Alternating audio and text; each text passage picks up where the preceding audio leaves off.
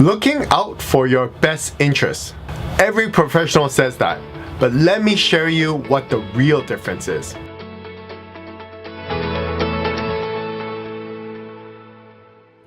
Hey guys, Gary here, and I want to share with you a couple stories that differentiates between someone who's a fiduciary looking out for your best interests and someone who's just a professional. A while back, I went to a presentation center with a client, and the client brought his friend's mother, and I was helping with a friend's mother find a right property, and it was particularly a busy pre-sale, and it was a grand opening, and it was super busy. Deals were getting done really quickly, and the inventory was going down, and all the cheapest units were getting sold, and there was pressure for her to take action, to pull the trigger, to buy a unit. The problem was we were shopping for my friend's girlfriend's mother, but the mother wanted to buy for her daughter, which is my friend's girlfriend. And the girlfriend wasn't there. The girlfriend was somewhere else. We found a unit that worked for her. What happened was the developer had a specific deposit structure for locals and a specific deposit structure for non-resident. And of course, the developer had a better deposit structure for locals and a not so desirable deposit structure for non-residents. And the girlfriend was a non-resident. So I told my friend, hey, why don't you put it under your name, and then you can assign it later for your girlfriend, who is about to get PR this year, permanent residency. So he said, okay, sure. And then as we were filling out the documentation, I found out that my friend, he didn't actually get his permanent residency himself, and he is getting it this year. So I said, okay, well, let's see how we can maneuver around this. So we talked to the developer, and they said, no, there's no way around it.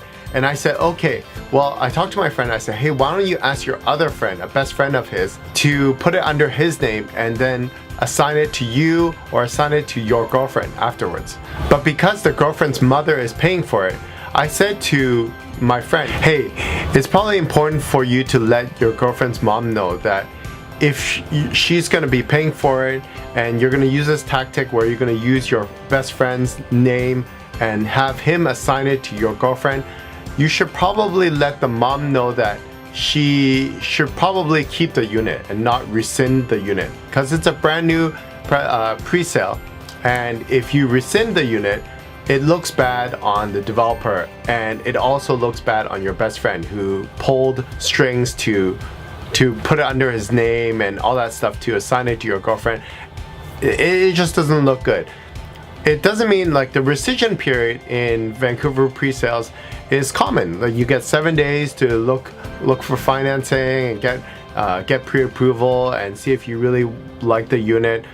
But if you're going to use your best friend's name and put him, ask him to put his name on the contract and also take up his time, and then you're gonna ask him to assign it to your girlfriend, and then the mom changes her mind, then you're gonna kind of ruin the reputation of, well, not ruin the reputation, but kind of make everyone look bad. The friend who did a favor for you, the developer, the marketing company who's doing all the work and all the paperwork, they're going to be upset about it. They're pulling strings to get the best units as well. So I said, hey, make sure the mom really wants to buy it and she's not going to change her mind.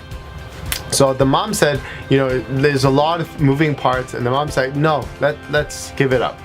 And I said, hey, it's okay. Like, it's okay. I said to the mom, don't worry about it. It's a high pressure environment right now because it's a grand opening and everyone's pushing you to buy. But hey, important to me is your comfort. It's very important for me that you feel comfortable when you buy. There's great deals all around this area. And I was explaining about the condos in the area and that kind of thing. And she really appreciated that. And for me, it's not about the sale. It's really about building that relationship. I don't want to force her to buy that property and then, like, let's say she kept it, but she feels this bad, like, pressured feeling to it. Like, I don't feel comfortable closing the sale. I don't feel comfortable with the commission that I get paid for that. If my client feels pressured and I somehow pressured it into a sale. This is an example where you look at, like, the professional looks at the client's best interest.